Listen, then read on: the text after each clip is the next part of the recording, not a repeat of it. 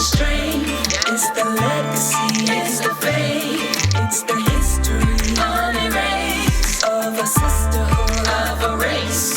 It's the strength for me, it's the strength, it's the legacy, it's the faith, it's the history, unerased, of a sisterhood, of a race. Reparations. You ask half a dozen people what it means to them, you're likely to get 6 answers. Is it a check, a payment, some material compensation that can be measured in dollars and cents? Paying off student loans, free health care for life, a house, a farm, 40 acres, a mule? Before we can talk about the compensation, we need to assess the harm. Can we really? And does the entity that owes the debt believe we've been wronged? Is it up to them to measure it? Who pays when and how?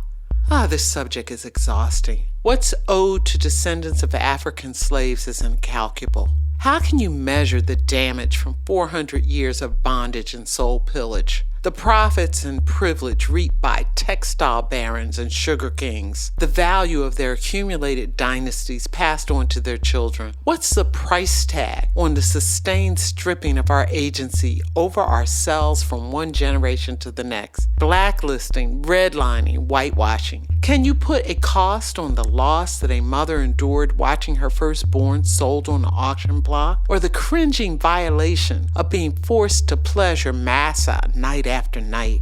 Quantify in dollars the confusion and chaos of an emancipated people lost to the wind with nothing but their spirits and determination to keep them standing.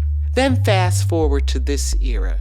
Can we imagine what our mothers and their mothers could have passed on to us, on what we could pass on to our children? The trillions that translate into dispossession. I don't have answers, but this episode helps to define why the movement is not a wish or a whim. A lowly washerwoman, Callie House, born into slavery, who lived to launch a 20th century campaign that dared to believe that she and her tribe were owed a debt for the strained fingers and callous hands from their labor and servitude.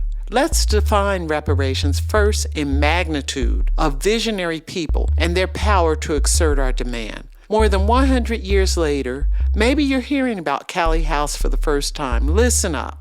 Her story is evidence that the debt is embedded in our human experience and our ability to pay tribute to those who made our journey for rights and compensation clear. Gwen McKinney, signing off for Unerased Black Women Speak. Hello, and thank you for joining us for another episode of Unerased Black Women Speak. Many thanks to our creator and executive producer, Gwen McKinney, for so beautifully framing today's episode. I'm your host, Carolyn Malachi, welcoming you, listener, and distinguished guest, Dr. Mary Frances Berry, to our Unerased kitchen table. Dr. Berry, your reputation precedes you as a scholar, historian, human rights leader, and former chair of the U.S. Commission on Civil Rights.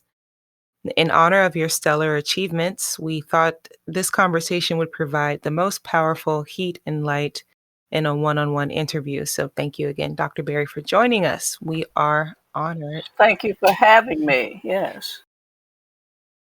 Unerased Black Women Speak is passionate about storytelling, especially about Black women who've created a legacy but never got the light and love that they deserved. Cali House is a perfect example. In your book, My Face is Black is True, we learn about this remarkable woman. So to start this conversation, a two-part question. What prompted you to tell her story, and how did you arrive at the title, My Face is Black is True? Well, I decided to tell her story because years ago when I was a graduate student, somebody at a reception, a labor activist in Detroit, when I was at the University of Michigan, came up to me and was talking to me, and he said, "You're from Tennessee." And I said, "Yeah." He said, "Do you know about that Black woman who started some kind of thing having to do with giving us something for slavery?" And I said, He said, I work on the assembly line at Ford. And I said, well, who are you talking about? And he said, well, some old guy who came up from Tennessee and was working in the factory, he's retired now. He told me that there was this woman who did that. And you from Tennessee, so you should know about that. And I didn't. And so I said, well, have you tried to look it up?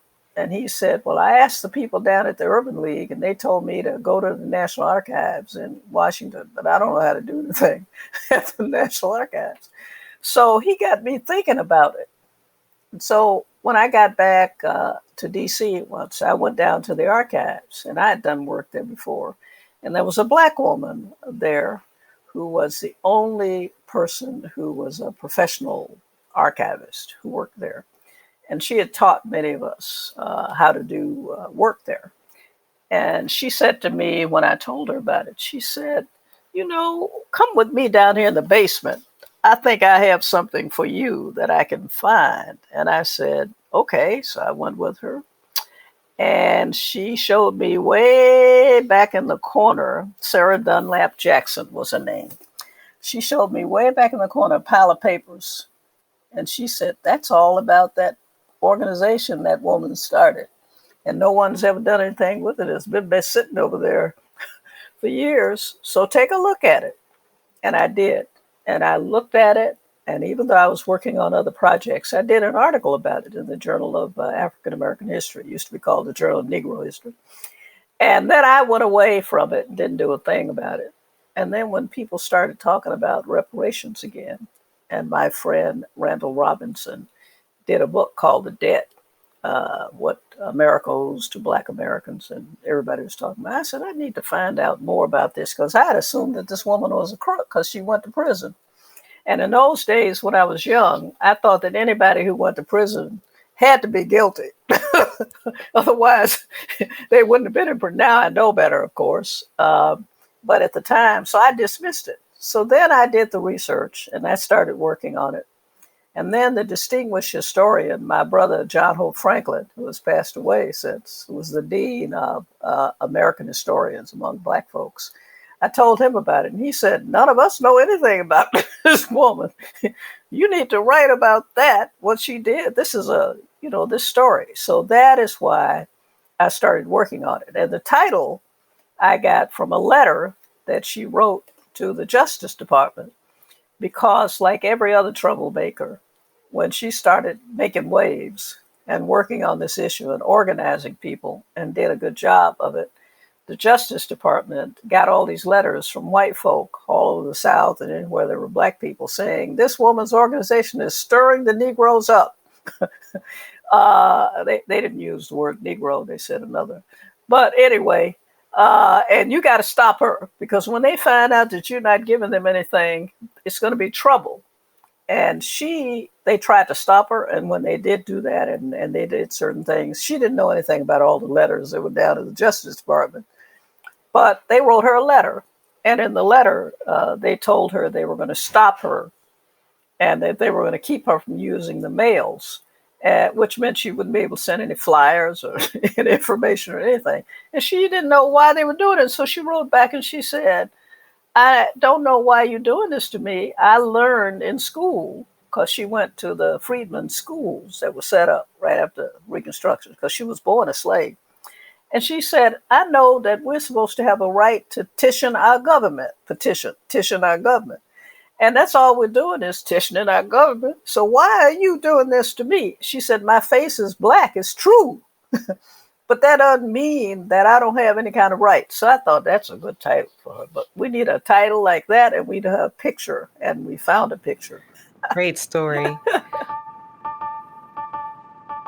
My name is Robin Ruth Simmons. I am the founder and executive director of First Repair, where we inform local reparations nationally. Evanston scored a groundbreaking victory in the road to reparations in 2019. During my time as an elected official, based on my lived experiences and my understanding of legislative process, our history, our long struggle for repair and justice in the Black community, our data, and what was possible, I led my community along with other partners inside of Evanston and beyond, we worked towards redress and reparations, and we passed through a legislative action, set aside $10 million of funding, and at that time began the complex work on determining and prioritizing remedy. The key lesson from what's happening in Evanston is it's possible. It's not a political non-starter. It, in fact, is a viable legislative action that can be funded. There is broad and diverse will, appetite, and heart to accomplish it, and it is overdue. So, Dr. Berry, I guess we can call Callie House the mother of what we know today as reparations, or the reparations movement. How was she received by her contemporaries, especially Black leadership, men and women of that era? Well, most of us who are historians would find the story familiar. And even if we're not, just walking around in the Black community today, we would find the story familiar. The elites, the Black bourgeoisie, as E. Franklin Frazier would have called them, all made fun of her and said, "This woman, who is she anyway? She didn't even, graduate. What can she? She can hardly read or write. And what makes her think? And besides, she's a woman. And what makes her think she's going to be out here trying to organize people to do something? She must not know what she's talking about. Why don't she just go sit down and keep on doing laundry like she was doing to make a living and taking in these clothes and all that and shut up?" And so and when she got all of these members, because the federal government reported after a few years when they really decided to go after her and try to put her in jail, they said she had at least 300,000 dues-paying members. Now, they said that. She didn't say that. They said, and the other thing they did was to send out undercover agents to go to the meetings in these churches where they met to see if they were doing anything subversive, as they called it, whatever that was supposed to be, and to follow up on the complaints of the white folk. So anyway, when she had all these members, the elites, the Black elites, didn't know what to do. They said, now we're supposed to be working on getting the right to vote and getting better public education. And then in the end, if we get two of those two things, our people will have freedom and they'll have equality. So what does she mean that we need to have some kind of pensions, they called it. It was reparations for the slavery that we did. Why didn't she stop talking about it? But Frederick Douglass, who was the most important Black leader of the day, came out in support of the idea of reparations. He said, if, even the Russians, when they let the peons and the peasants come off those farms and plantations, they gave them some clothes and they gave them a plow so they could go and do something. And they didn't give us anything. So it makes sense that something should be done. And he said, if they do it now, then the problem will be solved. But the elites, they just made fun of her. But they finally, some of them began to give notice that what she was doing might make sense when she got one of the Black bourgeoisie, Cornelius Jones, who was a lawyer, and who was a fine lawyer and was one of two Black lawyers who had argued a case before the Supreme Court. She persuaded him to bring a case demanding reparations to the federal courts. Now, he told her, now, I don't know whether we can win. This is going to be hard because the federal government can't be sued unless they want to be. And they certainly don't want you suing them. But we can bring it. And at that point, after the government had harassed her and all these things had happened, she said, well, the people's spirits need to be kept up. They need to be up. They need to think something is going to happen positive. And so if we bring this lawsuit, we might win. And even if we don't win, it will give more hope to people. So now let's think about reparations today and that fight. And there's still a lot of hope, but where do you think we are in that very long struggle? And do you think reparations will ever be achieved? And if so, what form will reparations take? Hey, that is the question of the hour. My good friend John Conyers, for years tried to get Congress to even have a committee to look into the subject, not to actually do anything, but to at least investigate the idea, and he couldn't. Callie House, worked herself on this and ended up, they convicted her of using the males to defraud an all white jury. And the idea of using the males to defraud, nobody would ever, in this day and age, be able to guess what that was.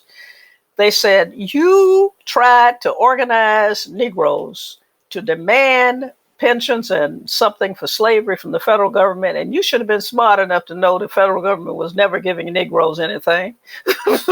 So how dare you try to organize them to try to get anything? You know you were fooling them. So therefore, you use the males by sending out flyers and asking people to come to meetings to discuss this, and when you should have known better. And since you didn't know better, that was fraud.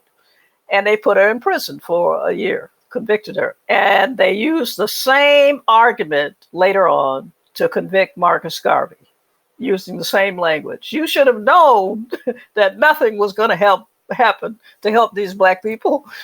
And how dare you go out there trying to organize them and do something? That is fraud. I had a friend who told me, if that's fraud, I'm a lobbyist and I make a lot of money trying to ask Congress to do stuff that my clients want them to do. And most of the time they don't do it. Am I engaged in fraud? Because I asked them to do it? I said, no. Now, whether I think it will ever happen, if I think it should happen, I think that it will happen. It may not happen quickly. It depends on two things. One thing it depends on is how hard black people push for it. Okay? And whether in pushing for it, black people make that a first priority. That's the second thing, as opposed to a whole long list of things. They would like to have this or that or whatever. And then, maybe that. Okay. Or let's have that. But we have to push for it, and we have to be clear about it and the reason for it, and that it's fair. How will it be done? If it is done, one idea is a reparation superfund that VP Franklin came up with the idea. The idea that you would have a fund of money that the federal government would put together, and there would be a commission of black folks and who would decide whether it's education or different organizations or whatever it is, that these funds would be given. My idea is Superfund. I have no objection to that the people who signed the petitions or who got other people to write their names on these petitions when they couldn't write or read, that Cali House collected, which are down at the National Archives, and have the names of actual people and where they were and who owned them and all the rest, they should at least get something. They should get something directly because they were courageous and they did something at a time when nobody else would do it. My name is Dreesen Heath, and I am a racial justice researcher for Human Rights Watch's U.S. program. I'm also a native of Tulsa, Oklahoma. So the story of Tulsa, Oklahoma, which is the site of one of the worst incidents of organized racial terror and white supremacist violence, really represents the story of Black people in the U.S. Prosperity and hope denied and decimated, a thriving, self-made, self-owned Black economy, Black people that own land, post-periods of enslavement. What we saw was this community could only live so long as white power and whiteness could stand it. And that's a common story across the U.S. They tried to erase Black families. They tried to erase Black political and economic power. There are generations, intergenerational psychological trauma, intergenerational economic damage that has not been rectified, and is a similar experience of Black people and descendants of enslaved Africans across this country. And we're at this moment where there's recognition and acknowledgement. Now we have to take that and convert a lot of these people that are moved to join the fight for reparations. The movement is growing. The prospect of what's possible is widening. Let's just cut to the chase and say that we're tired of waiting. Dr. Berry, Callie House is from Tennessee. You are a daughter of Tennessee. As a historian and scholar, you may try to, remove yourself from your research, but can you tell us, are there any parallels that you draw between this great woman warrior, Callie House, and yourself? Well, I would not try to say that I was as courageous or as smart or came up with an idea that was as good as the one that Cali House did. But I would say this, and I write about this in the introduction to the book, that the comparison between the two of us, we were both outlaws. I was an outlaw, even when I was a little kid, and I had to go and work in white folks' houses and take care of their kids and iron their clothes while I was little and do stuff. Okay, I would do stuff like playing their records when they weren't there, looking at stuff when they weren't there, the music that I enjoyed, playing it, and learning about it and all that, seeing it as a learning opportunity as opposed to just drudgery. And there were a lot of things. And one time I got in trouble because I was telling the white woman when she came home that I had listened to this record and I loved it. She said, "What was it? Where?" And I said, it was a symphony. I didn't know what a symphony was. And she said, "You shouldn't be listening to that. That's not for you." And I didn't know what she was talking about because I was little. And when I went home and told my Aunt Serena, she said, "You stay out of those white folks' things. You're going to get in trouble. And they're going to say that you're a troublemaker." Well, Callie House was a troublemaker. She was a troublemaker big time. Or as John Lewis would say, she engaged in a lot of good trouble, good. And in fact, she's from Tennessee. I'm sure that there are, we know, courageous people all over the country and people who put their lives on the line. But she is one of them, and she really is the godmother of the reparations movement for us in this country. Dr. Berry, this has been amazing. I'm wondering if you could leave us with some parting words of inspiration. What can we draw from the life and legacy of Callie House that can inspire Black women seeking racial and gender justice today? That no matter who you are, or what your experience, or how educated or not you are, if you push, if you persevere, if you resist, like this other book that I wrote called History Teaches Us to Resist, Callie House was a resistor, that in fact you can in the end push us toward justice closer than we are now. That each generation has to, I always say, make its own dent in the wall of injustice. And Callie House tried to make her dent, and she did make her dent in the wall of injustice. And even after she was in prison, and even after she went home and got ill and she died, the movement continued. You can trace the movement all the way from her up through Queen Mother Moore, who was a member of her chapter in New Orleans, to all the people, the Marcus Garveyites in the movement, the people now in Cobra and the National Commission and all of these people. You can trace them, descendants of Callie House, political descendants, and some of them even more than that, of Callie House and her movement. So even after you pass on, whatever dent you made will be important now, and it will be important in the future. So just keep on pushing and just keep on pushing. That reminds me of advice my grandmother gives me: keep plugging away. Which I Yes. believe it's Paul Lawrence Dunbar. But thank you, Dr. Berry. It was an honor speaking with you today. Really appreciate you. Enjoyed it very much, Carolyn. My name is Nikita Taipa, and I am the president of the Taipa Group. Reparations is unquestionably an issue whose time has come. It should never be unrealistic or pie in the sky. Today, there is a groundswell of reparations activity spanning the country from federal, state, local government, academic and religious institutions, industries and corporations, private estates. There are over 200 co-sponsors of the congressional bills, H.R. 40 and S-40. The state of California has set up a reparations commission. The U.S. Conference of Mayors has endorsed reparations. The city of Evanston, Illinois has allocated money. The Virginia and Princeton theological seminaries have made their mark. And Georgetown University, which stands today because of slavery, is seeking to make amends. We must turn ideals into concrete outcomes by never giving up the fight. When I started advocating in support of reparations, I was a mere teenager.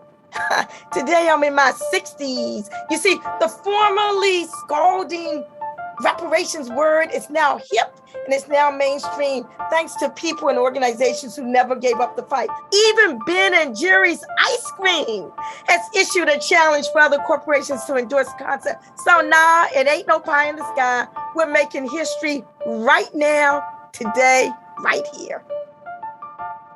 My name is Dr. Rosemary Mealy, and I'd like to introduce a poem that I wrote for Juneteenth titled Juneteenth Reparations. Anchored across the plains, some thousands of miles away, the eagle lost its wings, and the homing pigeon detoured northward with the message that Lincoln's proclamation had freed the slaves. Scorched earth embraced the feet of children, still picking cotton, their thirst relieved by a black mother's fingers frosted with her own saliva. Black men's bodies hanging from trees, green moss below, encrusted with blood, scenes replicated throughout the South by the losers who in their hatred cut fingers, toes, genitalia, and other body parts as souvenirs from the cadavers. The thought of those who they once sold, bartered, and raped in their twisted and unholy minds would now make them the victims of prey. In the state of Texas, along the Brazos River and Galveston town, the slave markets flourished, and the enslaved workers continued to work the fertile grounds. Black women toiling in the sugarcane and cotton mills, in the kitchens and hotels, created fortunes for the owners. Meanwhile, ships kept sailing from Galveston ports to Boston, New York, Charleston, Richmond, Europe, and Cuba too, transporting bales of cotton, sugar, and molasses. Black labor extracted, black labor resisted, broken and beaten, whiplashed backs tell the stories of how wealth was created. Massive plantations flourished, insurance companies were built, and slavery in Texas continued. Then, as planting season was over and the crops had been gathered, 2.5 years later, a long march and endless detours anchored across the plains from some thousands of miles away. On horseback this time, General Granger casually rode into Galveston and announced on June 19, 1865, all slaves are free. Fast forward, listen y'all, Biden signed the bill in 21. Juneteenth is now a federal holiday. Schools and banks will close. Civil employees will have a paid day off. If the date falls on the weekend, there'll be parties around the nation, parades with beauty queens, picnics and barbecues, murals and markers, while shoppers catch the sales. Macy's has a special on Black memorabilia, and Amazon deliveries never fail. But reparations are still a distant dream to be fought for. We must make real as the central demand. This would be the ultimate praise song for our ancestors anchored across the seas. Thanks for listening to Kitchen Table Talks, made possible by support from Craig Newmark Philanthropies, the Park Foundation, and anonymous donors. Our theme song is Unerased by Carolyn Malachi. We had help from Levi Perrin, Alyssa Davis, Alex Kavoris, recording engineer Ashley Donald, and host audio producer Carolyn Malachi. I'm Gwen McKinney, creator of Unerased, inviting you to tune into our next episode. And while you're there, please subscribe and visit us online at unerasedbws.com.